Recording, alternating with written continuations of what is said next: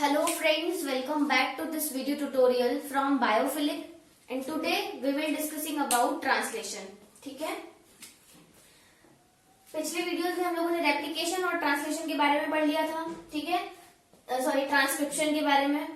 तो रेप्लिकेशन में क्या बताया था मैंने कि रेप्लिकेशन में डीएनए से डीएनए का फॉर्मेशन होता है, ट्रांसक्रिप्शन में डीएनए से आरएनए का फॉर्मेशन होता है. और ये फॉर्मेशन क्यों होता है? क्योंकि डीएनए को अपनी इंफॉर्मेशन आरएनए में ट्रांसफर करनी होती है और आरएनए अपनी इंफॉर्मेशन किस में ट्रांसफर करता है? प्रोटीन की फॉर्म में ट्रांसफर करता है और वो प्रोटीन जो है वो एक्सप्रेस होती है.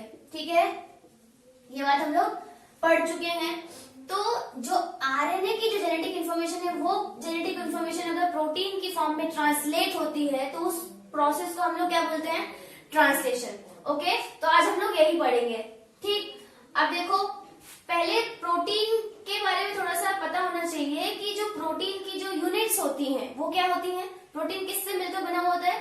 प्रोटीन बना हुआ होता है एमिनो एसिड से. किससे बना होता है? एमिनो एसिड से.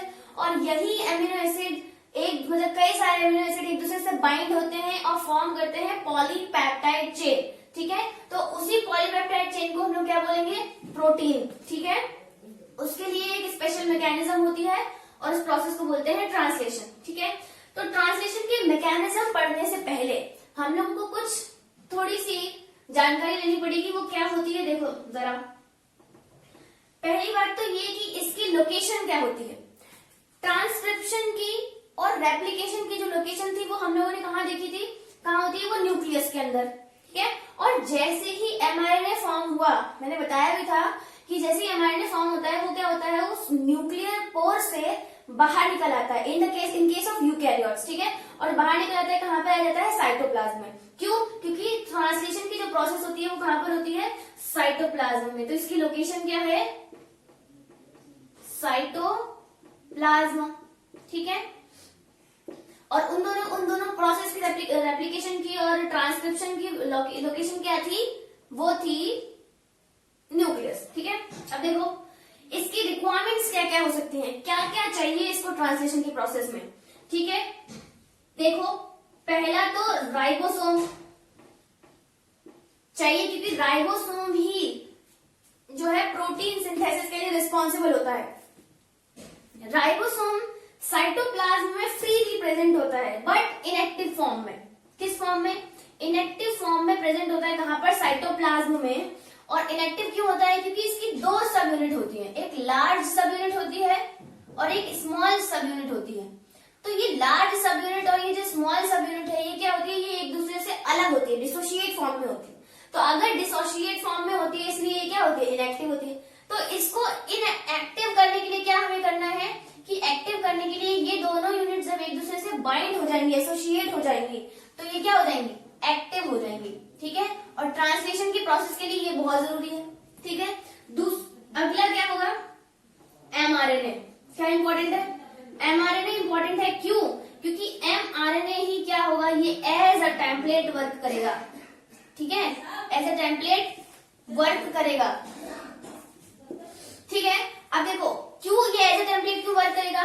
क्योंकि आरएनए में ही तो जेनेटिक इन्फॉर्मेशन है और जब तक वो जेनेटिक इन्फॉर्मेशन अपनी ट्रांसफर नहीं करेगा तो उसका फंक्शन क्या होगा? ठीक है, तो एमआरएनए में क्या है? जेनेटिक इन्फॉर्मेशन है in the form of codons. किस फॉर्म में है? इन फॉर्म ऑफ कोडॉन्स इसमें जेनेटिक इन्फॉर्मेशन है. ठीक है, कोडॉन्स क्या होते हैं? देखो कोडॉन्स, वैसे हम लोग कोडॉन्स की एक अलग वीडियो बना लेंगे लेकिन कोडॉन्स को यहाँ पे पढ़ना बहुत जरूरी है. कोडॉन्स क्या होते हैं? ये ट्रिपलेट कोड होते हैं. क्या होते हैं? ट्रिपलेट कोड होते हैं. और वो कोड्स किसके बने हुए होते हैं? नाइट्रोजीनस बेस के होते हैं. किसके? नाइट्रोजीनस बेस के वो कोड्स होते हैं. देखो अगर आपको पता होगा कि जो डीएनए है और जो आरएनए है दोनों ही अपनी अपनी जगह पे जेनेटिक मटेरियल की फॉर्म में यूज होते हैं. ठीक है, अगर जो नाइट्रोजनस बेस होते हैं वो डीएनए में अलग होते हैं और आरएनए में अलग होते हैं. अब कितने अलग होते हैं? देखो डीएनए में जो नाइट्रोजनस बेस होते हैं वो भी 4 होते हैं और आरएनए में भी 4 होते हैं. लेकिन जो डीएनए होता है उसमें होते हैं साइटोसिन, थायमिन, एडेनिन और ग्वानिन, ठीक है। लेकिन इन आरएनए सिर्फ और सिर्फ थायमिन की जगह पर यूरेसिल आ जाता है। क्या आ जाता है? यूरेसिल आ जाता है। मतलब इसमें क्या क्या होंगे? Thymine, adenine, sorry guanine, adenine, cytosine और यूरेसिल, नॉट थायमिन। ओके, तो ये डिफरेंस है डीएनए और आरएनए के नाइट्रोजनस बेस में। तो ये जो कोडॉन्स होते हैं ये नाइट्रोजनस बेस की फॉर्म में होते हैं। एग्जाम्पल के लिए हम लोग ले लेते हैं, जैसे मान लो हम लोग ने लिया यू यू यू। अब ये यू यू क्या है? ये है आपका एक ट्रिपलेट कोड हो गया जो कि कोडॉन है। अब ये जो कोडॉन है ये एक स्पेसिफिक अमीनो एसिड को कोड करता है। ये क्या करता है? कोड स्पेसिफिक अमीनो एसिड, ठीक है। एक स्पेसिफिक अमीनो एसिड को ये कोड करेगा, ठीक है। इसके अलावा बहुत सारे कोडॉन्स होते हैं। अगर पूछे कितने कोडॉन्स होते हैं तो 64 कोडॉन्स होते हैं टोटल, ठीक है, जो कि अभी तक देखे गए हैं। 64 कोडॉन्स होते हैं जो कि अलग अलग अमीनो एसिड को कोड करते हैं, ठीक है। अब ये कोड ऐसा तो नहीं कि हर कोड जो है वो सबका काम करेगा। कोड जो है वो स्पेसिफिकली वर्क करते हैं। कैसे वर्क करते हैं स्पेसिफिकली?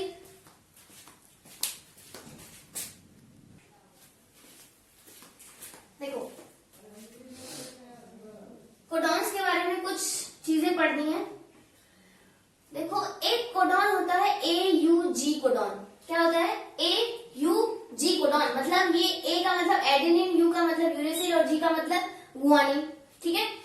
तो क्योंकि हम लोग कोडॉन्स एमआरएनए में रीड किए जाते हैं, कहाँ रीड किए जाते हैं? mRNA में रीड किए जाते हैं, ठीक है। और अगर एमआरएनए में रीड किए जाते हैं इसका मतलब इसके नाइट्रोजनस बेस कौन होंगे? यूरेसिल होगा, थायमिन तो नहीं होगा।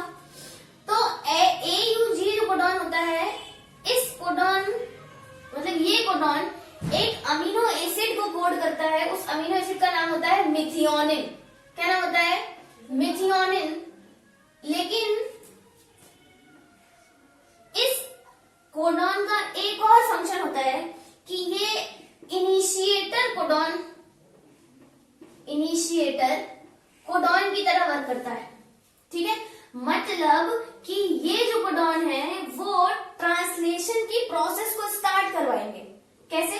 अगर कोडॉन्स, ये ए वाला कोडॉन अगर प्रेजेंट नहीं है, उसके पहले जितने भी कोडॉन्स अगर प्रेजेंट है, मान लो अगर यू प्रेजेंट है, यहाँ जो है जी प्रेजेंट है, यहां से कोई ट्रांसलेशन की प्रोसेस स्टार्ट नहीं होगी जब तक कि AUG कोडॉन नहीं आता। मतलब जो राइबोसोम है वो जब तक AUG कोडॉन पे नहीं आते तब तक प्रोसेस जो है वो स्टार्ट नहीं होने वाली। इसलिए इसको क्या बोलते हैं? इनिशिएटर कोडॉन बोलते हैं। अब प्रोसेस को रोकना भी तो होगा, तो प्रोसेस को रोकने के लिए क्या होता है? स्टॉप कोडॉन्स होते हैं। क्या होते हैं? UGA और UAA, ठीक है। ये 3 कोडॉन होते हैं जो कि स्टॉप कोडॉन होते हैं और ये प्रोसेस को रोक देते हैं। इसीलिए इनको टर्मिनेटर कोडॉन भी बोला जाता है। क्या बोला जाता है? Terminator codon. ओके, मतलब 3 स्टॉप कोडॉन और एक जो है वो इनिशिएशन कोडॉन बोला जाता है। ये जो है, ये तीनों कोडॉन किसी भी अमीनो एसिड को कोड नहीं करते हैं। No amino acid coded by this codons, ठीक है। इन कोडॉन्स को कोई भी अमीनो एसिड को कोड नहीं करते हैं, ठीक है।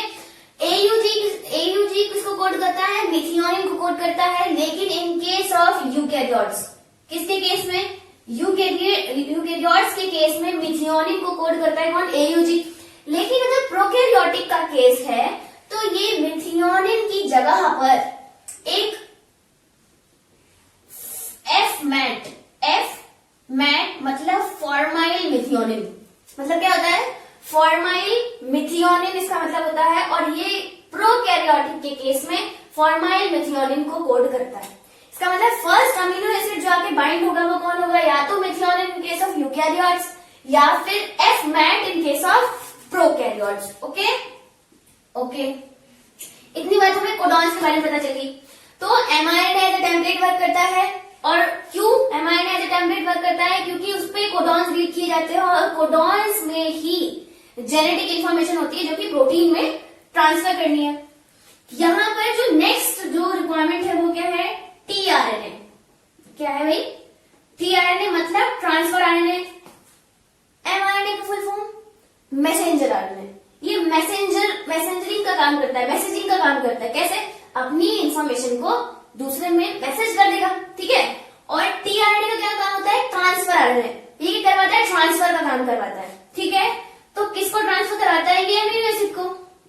अमीनो एसिड को पॉलीपेप्टाइड चेन में ट्रांसफर करवा देता है, ठीक है। अब टीआरएनए, थोड़ा सा टीआरएनए के बारे में भी देख लेते हैं। देखो टीआरएनए का जो स्ट्रक्चर होता है, जो सेकेंडरी स्ट्रक्चर होता है, अभी हम लोग सेकेंडरी स्ट्रक्चर के बारे में बात करेंगे। तो इसका एक मॉडल दिया था साइंटिस्ट ने, क्लोवर लीफ मॉडल, ठीक है। क्या दिया था, क्लोवर लीफ मॉडल दिया था। और इस मॉडल के अकॉर्डिंग इसका स्ट्रक्चर कुछ इस तरीके का था। एग्जैक्टली वही नहीं बनाएंगे, लेकिन हम लोग क्या उसको इजी करने के लिए ऐसा स्ट्रक्चर बना दे। थोड़ा सा इसको रब कर देती हूँ, ठीक है। ये तो जान गए आप लोग, इधर देखो जरा। तो क्लोवर लीफ मॉडल में क्या दिया है,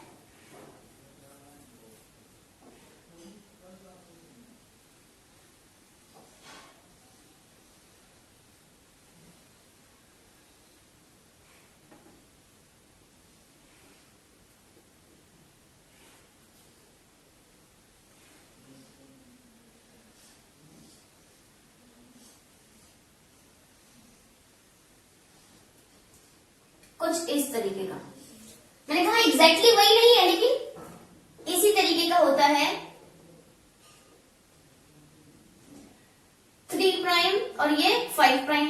देखो लग रहा है ये डबल स्ट्रैंडेड, लेकिन ये सिंगल स्ट्रैंडेड होता है। कैसा होता है, सिंगल स्ट्रैंडेड होता है।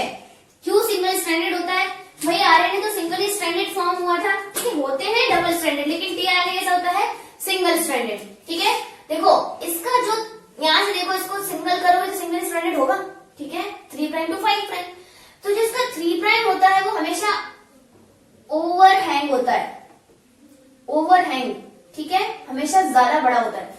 और 5 प्राइम जो होता है इसका छोटा होता है। और इसी 5 प्राइम पे आकर के अमीनो एसिड बाइंड होते हैं। कहां पर बाइंड होते हैं, अमीनो एसिड बाइंड होते हैं। इसीलिए इस साइट को क्या बोला जाता है, अमीनो एसिड बाइंडिंग साइट या फिर अमीनो एसिड बाइंडिंग लूप भी बोला जाता है, ओके। ये वाली जो यूनिट है, देखो मैंने कहा कोडॉन्स हैं, किसमें है, एमआरएनए में। एमआरएनए में कोडॉन्स को क्या करना है, वो अमीनो एसिड को कोड करेंगे।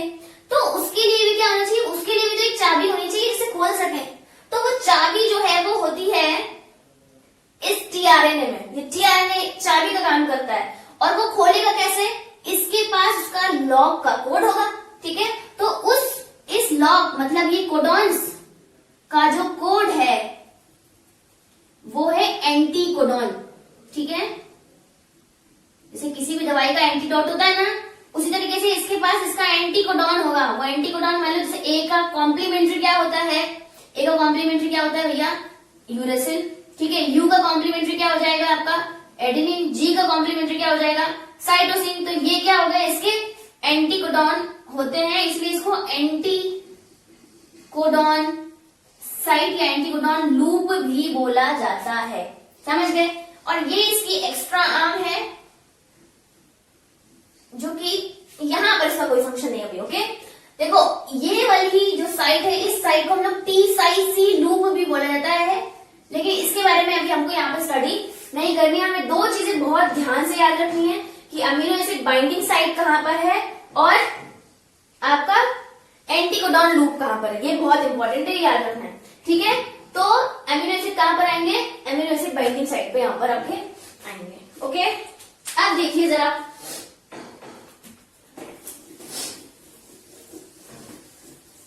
अब हमें क्या करना है, अब हम स्टेप्स की, अभी हमने बेसिक चीजें पढ़ ली जो हमें पता करना था। हमें ये पता होनी चाहिए थी, चीजें जो बेसिक है वो चीजें हमें पता होनी चाहिए थी। अगर ये नहीं पता चलता तो फिर हम लोग स्टेप को आसानी से नहीं पढ़ पाते, ठीक है। अब देखो जरा क्या क्या इंपॉर्टेंट, टीआरएनए कोडॉन्स का कहाँ पड़े जाते हैं? एमआरएनए में। राइबोसोम कैसे होते हैं? एक्टिव फॉर्म में, तो उसको एक्टिव किया जाता है क्योंकि जो दो सब यूनिट्स होती है वो एक दूसरे से बाइंड हो जाती है और वो आकर के एमआरएनए पे बाइंड हो जाता है। वो प्रोसेस अभी हम लोग देखेंगे, ठीक है। और इसकी लोकेशन क्या होती है? साइटोप्लाज्म, ठीक है। अब देखो जरा इसकी मैकेनिज्म के तरफ हम लोग बढ़ते हैं। मैकेनिज्म के लिए इसकी जो स्टेप्स होती है ट्रांसलेशन की, वो 4 स्टेप में इसको डिवाइड किया गया है। कितने स्टेप्स में डिवाइड किया गया है? 4 स्टेप्स में डिवाइड किया गया है। वो स्टेप्स क्या क्या है देखो। पहला, एक्टिवेशन ऑफ अमीनो एसिड्स, ठीक है। एक्टिवेशन ऑफ अमीनो एसिड, ये फर्स्ट स्टेप। सेकेंड स्टेप क्या हो जाएगी आपकी? प्रोसेस का इनिशिएशन, ठीक है। सेकेंड स्टेप क्या, थर्ड स्टेप क्या हो जाएगी आपकी? इलोंगेशन, ठीक है। और फाइनल जो स्टेप है वो क्या हो जाएगी आपकी? टर्मिनेशन, ठीक है। अब देखो इतना तो हम लोग जान चुके हैं कि इनिशिएशन जो है वो इनिशिएटर कोडॉन स्टार्ट कराता है, शुरू कराता है, और टर्मिनेशन कौन करवाता है? आपके स्टॉप कोडॉन शुरू कराते हैं। ये बात हम लोग पढ़ चुके हैं। अब फर्स्ट स्टेप पे आते हैं पहले, फिर एक एक करके सारी चीजें डिस्कस करेंगे। पहले अगर हम लोग एक्टिवेशन ऑफ अमीनो एसिड पे आए, तो जो अमीनो एसिड होते हैं वो भी तो फ्री घूम रहे होंगे ना साइटोप्लाज्म में। उनको क्या करना पड़ेगा? सिग्नलिंग देना पड़ेगा, और सिग्नलिंग देने के लिए हमें एनर्जी की जरूरत पड़ेगी। और एनर्जी किस फॉर्म में होगी? एटीपी, मतलब एडिनोसिन ट्राइफॉस्फेट की फॉर्म में। यहां पर ये वाला एंजाइम वर्क करेगा। कौन? एमिनो एसाइल टीआरएनए सिंथेटेज, ठीक है। इसमें क्या होगा? ये एमिनो एसाइल टीआरएनए सिंथेटेज क्या करता है कि जो ये एटीपी है, उस एटीपी से एडीपी को बाहर निकाल देता है। किसको बाहर निकाल देता है? एडीपी रिमूव हो जाता है, और इसका जो मोनोफॉस्फेट, अच्छा डाइफॉस्फेट ये हो गया, तो एक फॉस्फेट और बचा होगा, मोनोफॉस्फेट बचा होगा, तो वो मोनोफॉस्फेट आके अमीनो एसिड पे बाइंड हो जाएगा। किस पे बाइंड हो जाएगा? अमीनो एसिड पे बाइंड हो जाएगा। तो ये हो गया अमीनो एसिड साथ में एएमपी, मतलब अमीनो एसिड एडेनोसिन मोनोफॉस्फेट आके बाइंड हो गया। अब देखो ये इसकी फर्स्ट स्टेप हो गई, ठीक है। नेक्स्ट में क्या, नेक्स्ट स्टेप में क्या होगा? नेक्स्ट स्टेप में होगा ये जो आपका अमीनो एसिड प्लस ये जो एएमपी इससे बाइंड हुआ है, ठीक है, इसको बोलते हैं अमीनो एसाइल एएमपी। क्या बोलते हैं? अमीनो एसाइल एएमपी, ठीक है। इस प्रोसेस, ये जो फर्स्ट स्टेप जो हमने लिखी है, इसको बोलते हैं एडिनाइलेशन ऑफ अमीनो एसिड। क्या बोलते हैं? Adenylation, adenylation of AMP. क्या बोलते हैं? Adenylation of AMP. इस प्रोसेस को हम लोग बोलते हैं। अब जो हमारी नेक्स्ट स्टेप होगी उसको बोलेंगे टीआरएनए चार्जिंग। क्या बोलेंगे? TRNA charging.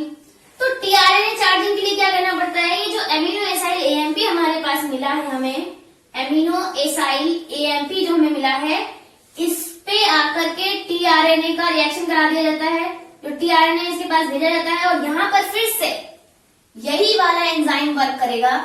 कौन?